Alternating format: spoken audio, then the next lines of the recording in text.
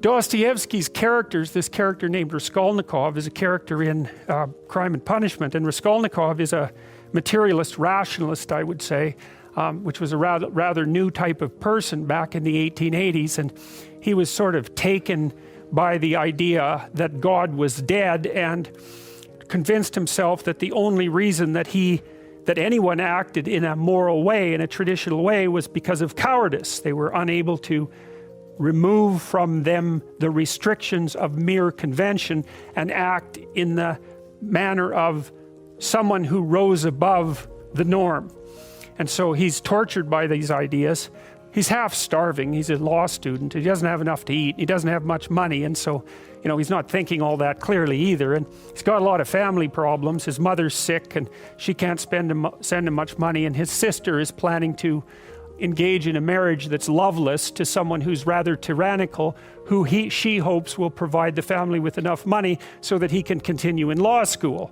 And they write him brave letters telling him that she's very much in love with this guy, but he is smart enough to read between the lines and realizes that his sister is just planning to prostitute herself in an altruistic manner, and he's not very happy with that. And then at the same time as all this is happening, he becomes aware of this pawnbroker who he's pawning his last possessions to, and she's a horrible person, and not only by his estimation, she pawns a lot of things for the neighborhood, and people really don't like her. She's grasping and cruel and deceitful and resentful, and she has this niece who's not very bright, intellectually impaired, whom she basically treats as a slave and beats all the time. And so Raskolnikov, involved in this mess and half starved and a bit delirious and possessed of these strange new nihilistic ideas, decides that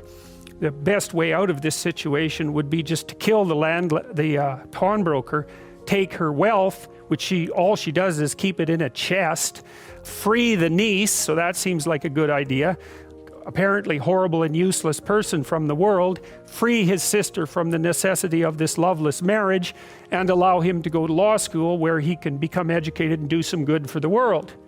One of the things that's lovely about Dostoevsky is that sometimes when one person is arguing against another, or when they're having an argument in their head, they make their opponent into a straw man, which is basically they take their opponent and caricature their perspective and try to make it as weak as possible and laugh about it, and then they come up with their argument and destroy the straw man and feel that they've obtained victory. But it's a very pathetic way of thinking. It's not thinking at all.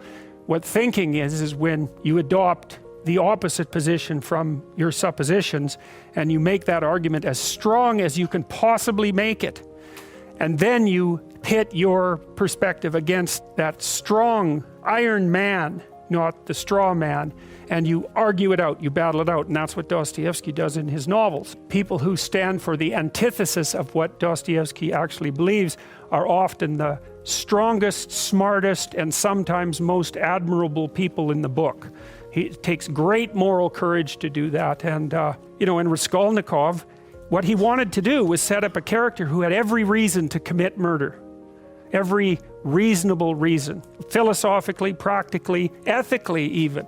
Well, so Raskolnikov goes and he kills the old lady with an axe.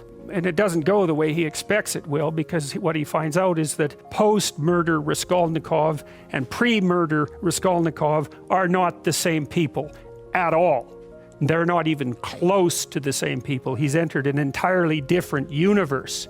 And Dostoevsky does a lovely job of describing that universe of horror and chaos and deception and suffering and terror and all of that. And he doesn't even use the money. He just buries it in an alley as fast as he can, and then doesn't want anything to do with it again. And anyways, the reason I'm telling you all this is potentially to entice you into reading the book, because it is an amazing, amazing book.